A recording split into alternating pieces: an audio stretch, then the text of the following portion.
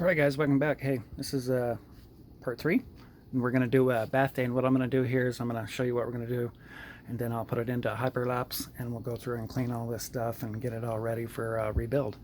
So what we're going to do now is we're going to move all this into our wash basin that's full of just dish soap and super hot water. So let's do that, and I'll throw all these in and we'll get to it. So hold on. Well, here's what we're gonna do.